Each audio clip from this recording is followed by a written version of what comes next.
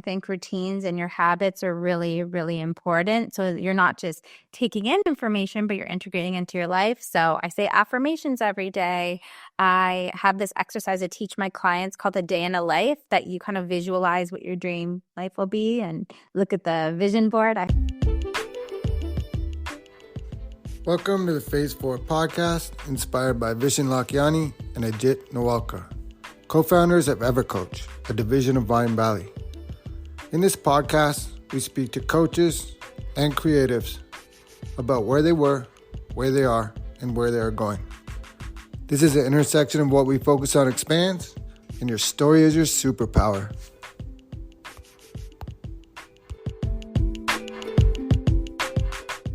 My guest today is Cassandra Rosa. She is an intuitive life and business coach, an energy healer, Reiki master, award-winning author, and a podcast host. And today we're going to talk about that and more. And Cassandra, welcome to the podcast. Thank you for having me. I'm excited to chat more with you today. Yeah, me too. I always just like to begin with, tell us a little bit more about yourself and how did you end up in this space? Yeah, so from a very young age, I knew I wanted to make a difference in the world. I just didn't know what that meant. I thought maybe I'd be a psychologist or a teacher. And I ended up going to school for psychology. And halfway through my degree, I had my big now what moment. What am I going to do with my life? I feel like there's something more for me.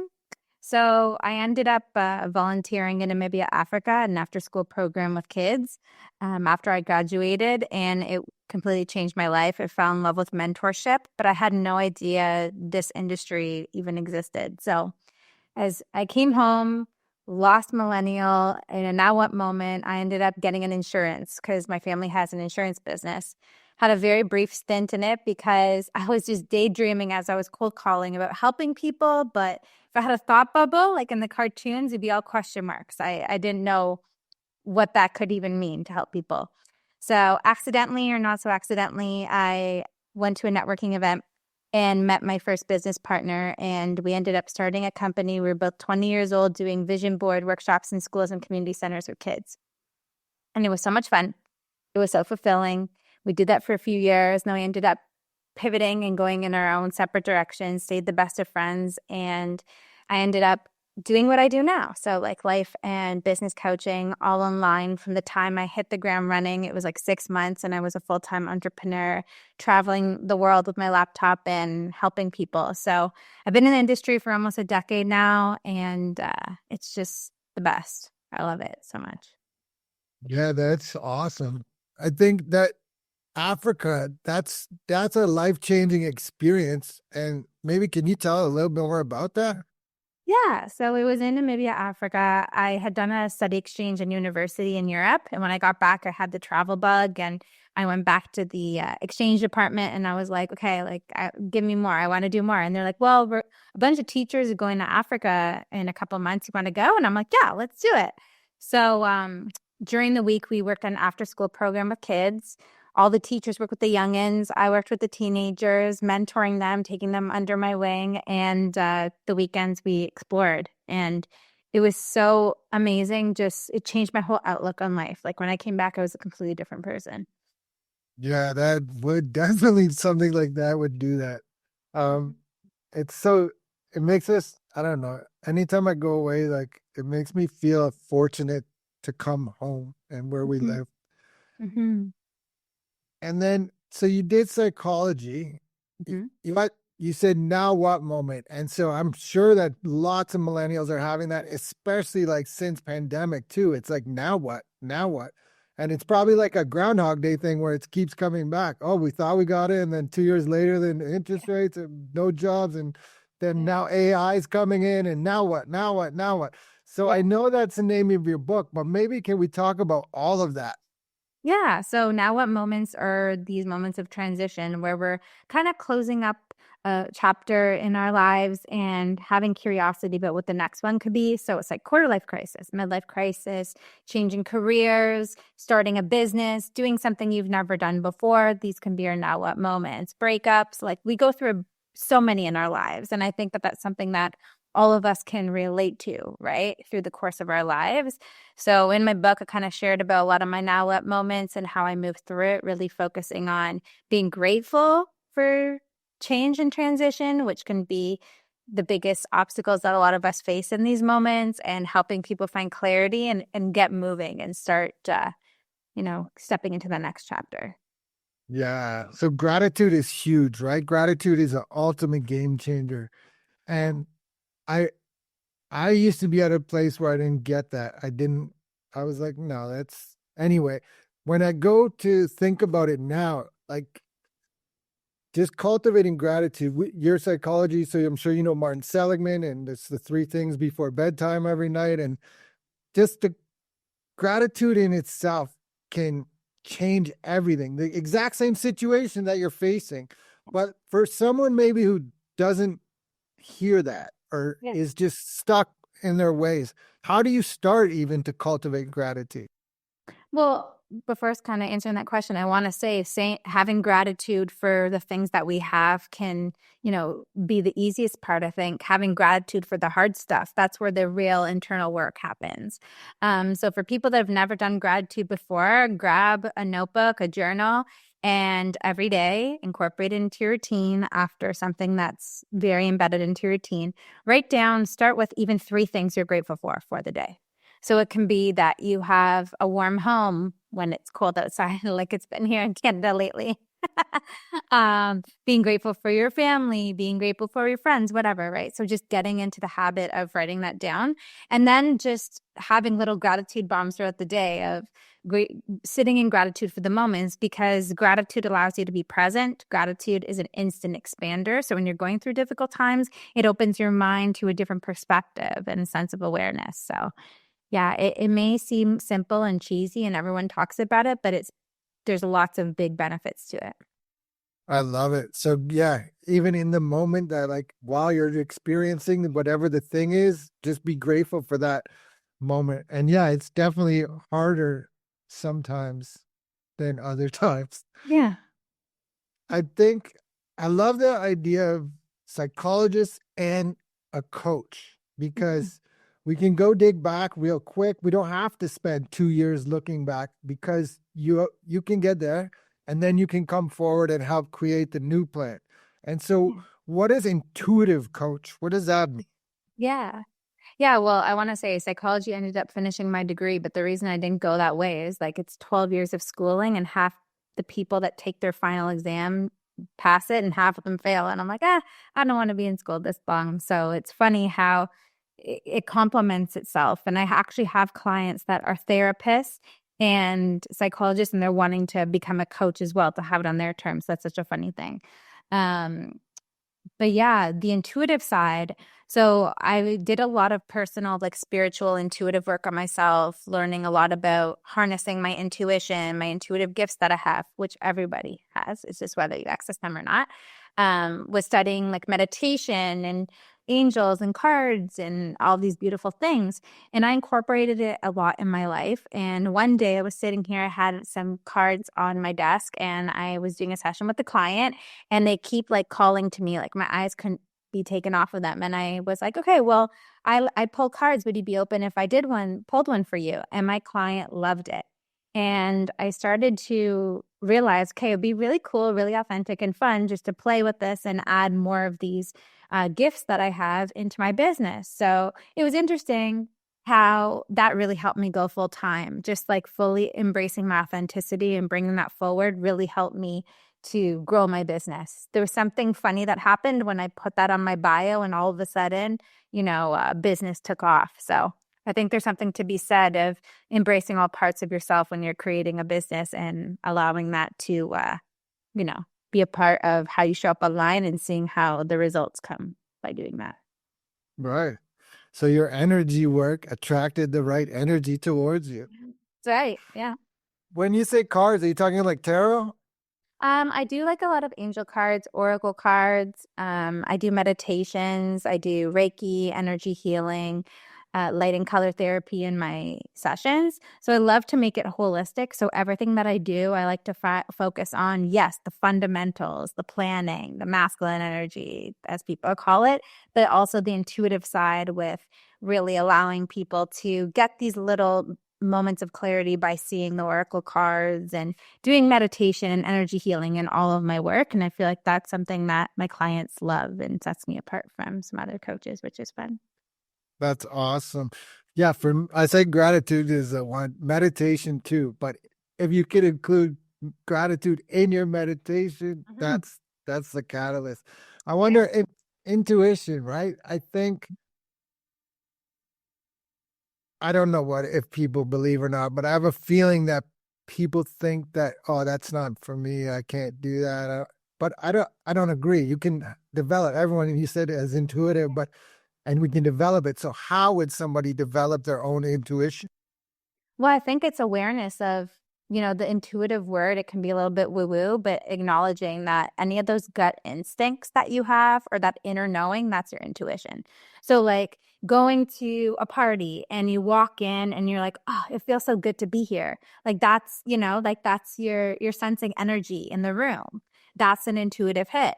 Or if you're walking down a dark alley somewhere and you're getting the creeps and you're like, oh, I need to get out of here. That's your intuition, right? So sometimes like I think it's even the word and the way that we frame it is huge, but intuition is really a big part of decision making as well. So I think a simple and easy way to incorporate it is in the morning, should I have a cup of coffee or should I make a latte, right? Like, which one do I feel pulled to choose? So it's even that like that little pull in the decision making process can be a way to access your intuition to kind of get your feet wet and then you can explore all the other avenues that you feel curious about later on. Yeah, I have when I think of intuition, I'm always give the example like if you're driving down a road and something tells you to turn left instead of turn right, go that way, right? So this happened to me like, I don't know, last fall. And I always take my kids home one way from school. And this day I'm like, let's go this way. And then all of a sudden we see all these deer in the middle of the road. I was like, whoa. Wow. Yes. Yeah, Good. it's like I don't know if they're always there, but like the intuition told me to go that way, and then I'm like, I connect. Oh, that must be the reason why. But I just I like to highlight that because I think it is something we can develop, and I'm not sure if people realize that or if they think they're just everyone has a different level. Some people don't have it. Yeah. Understanding that tie of, in decision making and that gut instinct that people talk about, that's your intuition speaking to you. And so, as far as personal development, personal growth, you have a lot of experience, certifications, whatever we want to call it, learning. Mhm. And so you can touch on some of them, but I'm sure there's more. So like Reiki's one, but like what were some of the other ones? Neurolinguistic programming, meditation certification. Recently, I did sound healing. I'm now getting into EFT, emotional freedom technique. So I don't know. Any way that I can develop myself and become better, I just love to learn that, embody that, integrate that in my life, and then share that with my clients too. Um, Neurolinguistic programming, about relationships, manifestation, it would take me forever to think about all the things that I've learned. Yeah. I did. I saw you spend a couple of dollars on Yeah. learning. Do you Yeah. know who Regan Hillier is? No. She spent around the same amount of money as you did. But now Yeah. she's like a billionaire. We have to go through it. I agree. It's just part of it. We're always learning. We're always growing. NLP is coming big. Where did I just see this guy the other day? Is his name Bandler? Oh, Tony Robbins had the guy on the podcast the other Oh, day. I think Richard Bandler his name is, but he was the founder. So, um, I guess what what is some advice maybe you talk about all these different tools, right? How would you know which tool to use with someone, or do you use them all, or does it depend on that person, or how does that? yeah. Yeah, it depends on the person. It depends on the person, what their needs are. And then imagine I have like a physical toolbox of all my tools on. It's like, which one of these is going to allow me to help them unlock their biggest transformation? So, yeah, it depends on the person, but especially in the one-on-one work that I do. But in the group, I like to integrate all of it. Like I said, like doing some mind stuff with some neuro-linguistic programming, focusing in on some business tools of all the business stuff that I learned along the way, and then incorporating the spiritual with a lot of meditations at the end. And yeah. Amazing. So, who are some of your maybe mentors or books that you read that helped you the most to guide you towards this? Mm-hmm. I think Gabrielle Bernstein is like a big author that I really enjoyed her work, and she was a catalyst for a lot of my stuff in terms of books. The Ascension Academy of Light, they're based out of Canada. It's a couple, Tara and Gabriel, and they're fantastic. I studied and actually worked for them. I was part of their team for a while when I was starting. So that's been really cool and special. Jen Kennedy is someone else that I've studied a lot with. I found her on Instagram through a mutual friend, and she's fantastic. There's so many.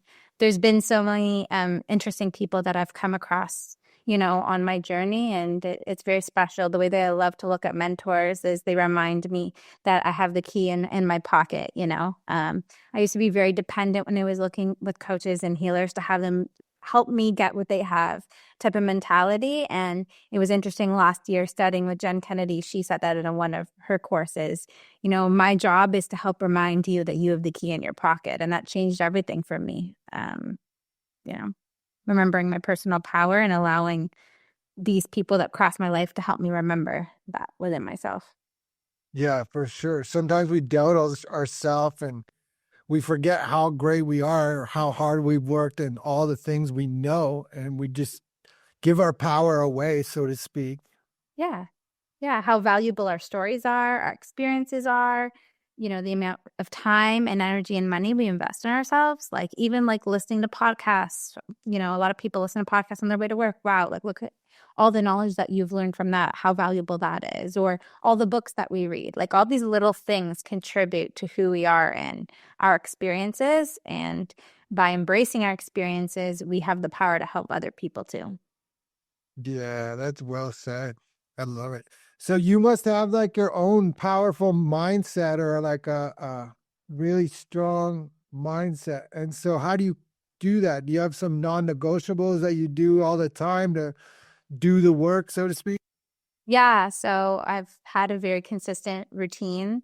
I think routines and your habits are really, really important. So you're not just taking in information, but you're integrating into your life. So I say affirmations every day. I have this exercise I teach my clients called the day in a life, that you kind of visualize what your dream life will be and look at the vision board. I have mine beside me here. Gratitude. I write gratitude every single day, and meditation and journaling for sure. So like I have a vent journal to process everything. And then I have a journal in which I do my meditations and kind of bring forth what I'm meant to bring forth on social media or my videos. So yeah. I love it. So there's an important point there, to vent in your journal. Don't just write all the things you want, because the body keeps the score. So if you don't, it's going to come out another way. But it's funny when we do that, because I do that in my journal too. And there's two ways. Sometimes it's like nice, you just get it off your chest, Yeah. but then sometimes you're like, oh, that wasn't even as big a deal as I thought it was. It sounds kind of silly now. Yeah, I heard statistically we have around 60,000, 80,000 thoughts a day, and taking even just 10 minutes to just process what your thoughts are can be so huge for an awareness point of view as well of, ooh, this pattern keeps coming up for me. Maybe this is something that I should work on releasing. So Yeah. So with those 60 to 80,000 thoughts, 95% of them are the same as the day before. So we're just really kind of rehearsing or reliving the same day over again, right? Every Monday you got to go 9 to 5, blah blah blah. So what if you don't know that, right? It's really easy to just get stuck in the familiar loop, not not doing what you actually want to do, but just doing it because it's familiar, it's safe, it's easy. So how would you encourage someone to break open that shell or come out of that? that's such a good question. So I love to kind of show this visual for my clients. So, there's a circle, and that represents your comfort zone, and you're in the middle, right? And when you're about to bust through, the sirens go off. Woo, woo. Okay. Like our subconscious is like, she's not safe anymore. And they're like, let's say all the crazy things we can to keep her in the comfort zone. So let's tell her she's not good enough. Let's just tell her they're not going to buy from you. Let's tell her this is going to be too hard, whatever, whatever. Right. So I think it's understanding like where the limits are. It's when you're doing things you've never done before that to your body is like unsafe. It's kind of like from an evolutionary standpoint, you're leaving the cave and there's a lion outside, right? That's the way our mind operates. So understanding those limits, like that upper limit, is something from a book that I read last year. And understanding that that's when our fears come in and changing your relationships with fear. I think all that perspective work is key because when you have that, then you're able to identify what the triggers are and what like the loops are, and then you're able to bust through and choose your why anyways. Yeah, that's powerful. There's a thing, allegory of the cave from, Mm-hmm. Yeah. and it's like that.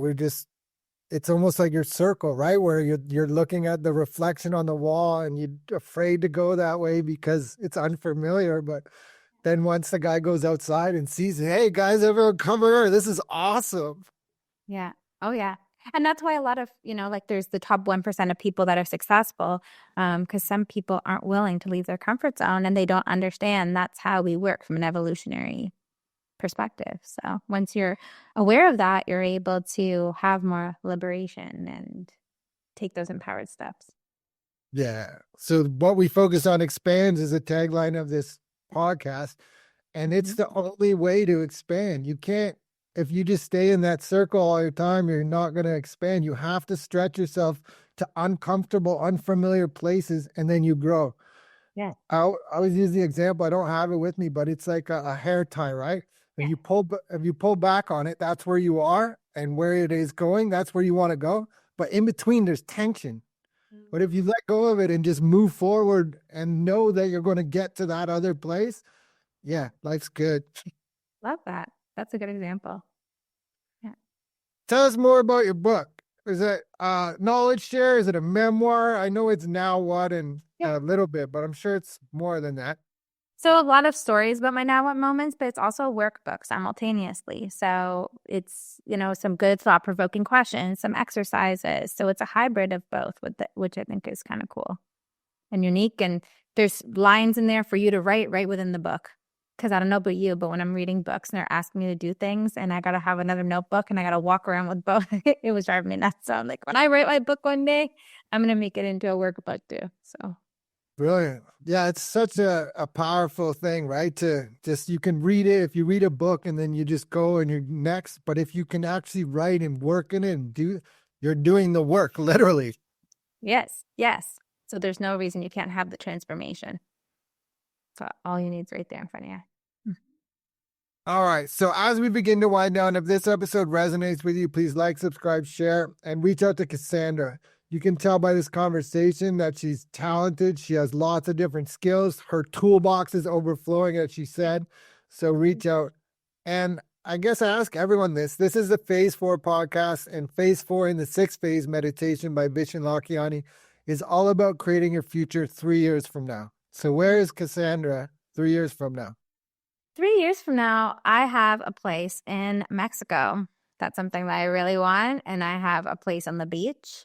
And I'm waking up every day with so much gratitude, focusing in on my health. And I'm working on my business. And I have a team that supports me. And I'm just filled with so much fulfillment, knowing that I'm impacting people with my programs, with my content, and really enjoying the process of creating a family and traveling the world. So, yeah. That's awesome. I love that. I see you go there and Thank you. feel it. So, um, what was I gonna say? Oh my gosh. Oh, okay. Sorry. So earlier you said you do one-on-one and you do groups. So maybe for the groups, is there like a certain dynamic, a certain type of person, or what does your group coaching look like? Yeah, I have a couple different offerings. So one of them is the Ignite Incubator. So it's really helping people ignite their next level of impact and success. So they come in, they bring some sort of intention, and we focus on like a lot of the business fundamentals, but to an intuitive spin in the process. And then we have the Conquer community that I guess will be coming out, um, as this is being released. And it's really helping people conquer their fears. It's actually an extension of my Instagram live series, which is I have people come on as yourself. We can talk about collaborating after this. And they pull back the curtain of the spiritual entrepreneurship journey, talk about their fears, the obstacles that they've conquered, and really get into the stories because on social media, it's a highlight reel, right? We see all the wins, but I wanted to create a little corner of the internet in my platform to have people really go deep about their stories so people don't feel alone as entrepreneurs because it devastates me that so many people don't stand the test of time with their businesses. So, Yeah, it's sad. Coaching's a tough one. It's so saturated that, yeah, I see yeah. people give up. Like, and there's a book, Think and Grow Rich, and there's a story in there called, it's not called, but it's 3 feet short of gold, where the guy's digging for gold and then he gives up. And then someone else comes in, gets an engineer to look and finds the gold 3 feet from where he gave up. And it's like, oh, so much gold. And I feel like that when you're saying about people giving up on their dreams or quitting, like they could be this close. You have no idea. It could be an hour from now. Yeah, I have another example of that. So I'm actually hosting a workshop next week as we're recording this. So it would be out live now. And it's called Metamorphosis. And it's talking about the metamorphosis cycle of a butterfly and how that mirrors to business. So we start out with an egg, with an idea, and then we're scared to start our businesses. And finally, we bust through and become a caterpillar. We start taking the action.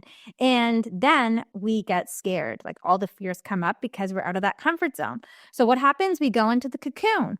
But what happens is people don't want to be in the cocoon. They don't want to face their fears. They don't want to be in this uncomfortability, this darkness of what being in a cocoon would be like. So a lot of people give up. So in the workshop, we talked about at this point of time breaking through and really having your butterfly moment. So I think it mirrors that story perfectly that you just shared of, it's a part of the journey. Like it's a part of the cycle of being an entrepreneur is doing that internal work, shifting yourself, becoming the person that you need to be able to have what it is that you're creating. So I love it. thank That's a you. great metaphor, pun intended. Yeah.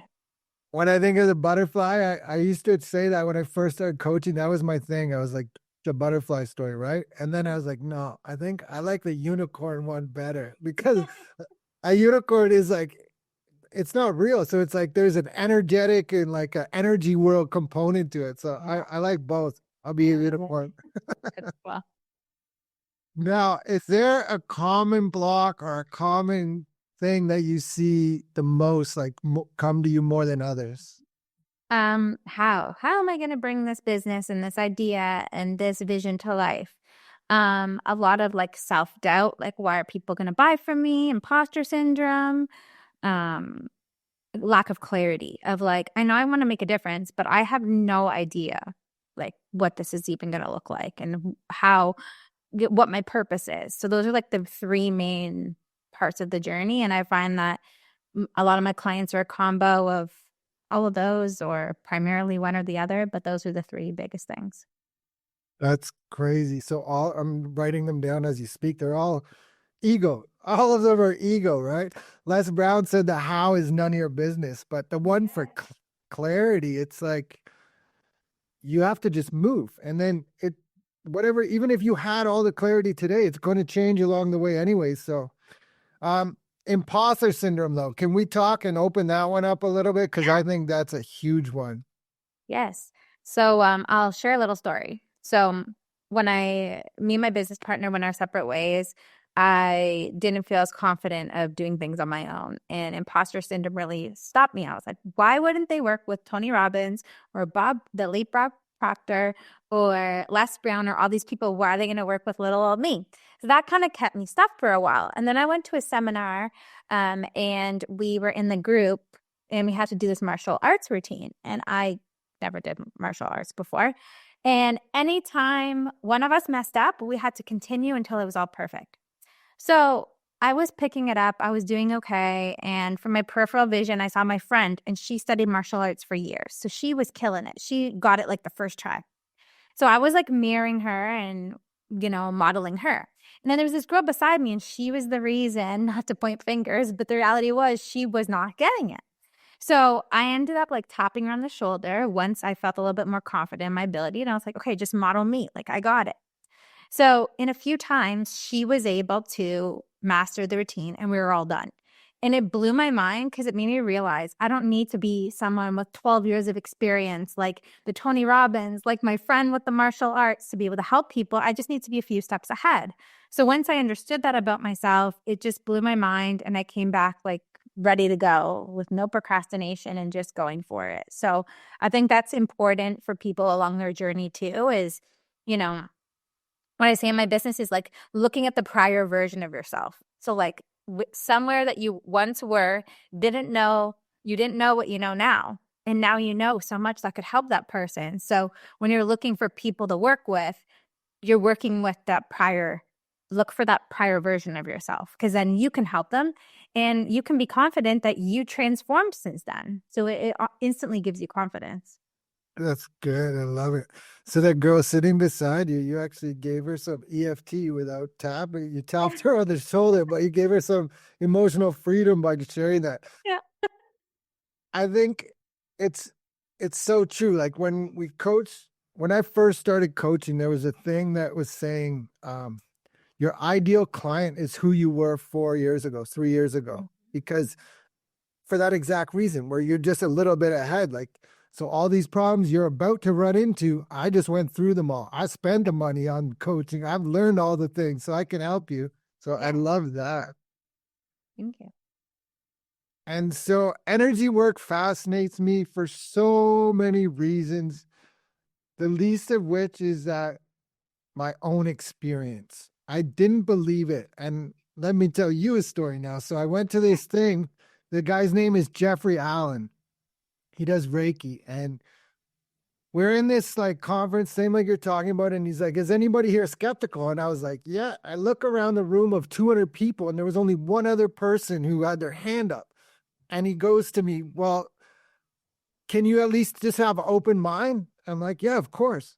And so he goes, after he's doing it, he did this exercise where you have to send some thought energy to somebody, a boss asking for a raise, a loved one asking for forgiveness, whatever you want, right? Person had to be alive. That was the only rule. So we're at that conference, and the first speaker on the stage that weekend kind of answered all my questions. It was in LA, and I had all these questions on the way there and intentions and what do I want to get. Even the book I read, this person spoke about that book in their 20-minute talk and he answered all my questions. So I wanted to thank him, right? And so I sent out that energy and just did his little thing. And then I go like less than 10 minutes after I leave this room, I'm running for an elevator. I hear the ding, the bells from the elevator go tink, and I'm running. I run around the corner and I smash right into this guy that I sent the energy to. That's And so so, funny. yeah, so I'm telling him, hey, listen, man, I gotta tell you, I wanted to thank him for everything. So I was thanking him. You answered all my questions, even the book and all this. He's like, thanks for sharing that. I'd love to hear that. And then we were leaving. So the doors closed to the elevator. And I was like, wait a minute. I just came from downstairs and I was listening to this energy thing and I sent you the energy. And then his mind was just like, whoa. So Wow. I don't know. I don't know about it, but like to me, that's like, I don't know. You can't really fake that. Like it was unbelievable. Amazing. So do you have any stories of that where like there's no denying that the energy world exists and that it Yeah. takes So this is a little spooky, but during my neurolinguistic programming certification, it was at U of T, so like University of Toronto, and it's an old theology building. So you walk in there and you instantly get a little bit of the shivers because it's an old building. At least I did. So I was sitting there with my friend, and behind the teacher, I saw kind of like a mirage, like when you're driving on a hot day and you see kind of waves, like as if there's water on the street, but it's not there. I was seeing that behind the teacher, and I'm like, what the heck is that? I've never seen anything like that before. So I wrote on a piece of paper to my friend and I passed it to her pretty much. Do you see that? And she looked at me and she shook her head and she crumbled the paper and this paper flew across the room. I'm like, oh my goodness, I couldn't believe it. And then behind me, I felt like somebody was behind me. It was so creepy, like heat on my arm. And I said, like, what is going on here? So after the class is done, I talked to my friend about it. And she's like, oh, like that's energy. Like you should go and check out my Reiki master, Melissa, and she'll be able to help you with this and explain things to you. So it's so funny that like creepy experience opened me up to Reiki and meeting my Reiki master. And since then, I took a lot of sessions with her. I was denying ever being able to facilitate it. I'm like, no, it's not for me. It's not for me. And then one day it just kind of clicked and I ended up exploring it and going deep with Reiki and energy work. Wow. Thank you. I appreciate that. That was, yeah, there's something so cool about it. And then this guy, so I went back downstairs afterwards. I guess I forgot something. And I went into that same room and there was no one there. A lady kind of sitting facing the corner, and the guy, he was about 2 feet, 3 feet behind her. He wasn't touching her.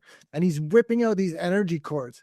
And so her eyes are closed. She's facing the wall and she's just like, there's like, it's, to me, it's just mind boggling. That was like my first experience too. So maybe it was just like even more powerful, but yeah. Have you ever done spinal energetics? Like went for a spinal energetic session? No, but I have a spinal schwannoma tumor named Mikey. Wow. Wow. Yep. What is it?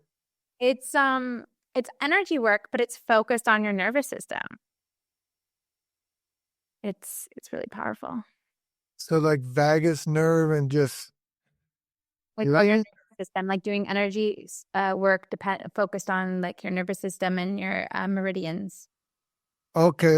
Really So powerful. move So you energy. kind of the reason I bring it up is because the way she was jerking as she was moving the cords, like when I had Right. mine, I was moving a lot of energy, a lot of stagnant energy in my nervous system and in my energy centers, and I was twitching as she was doing it, and it was virtual. So it's one of those things you can't really explain, right? Because when you're in person, if they're touching you, I guess like, logically, like, okay, maybe that can contribute, but this was over the internet and Wow. Was that scary for you at all?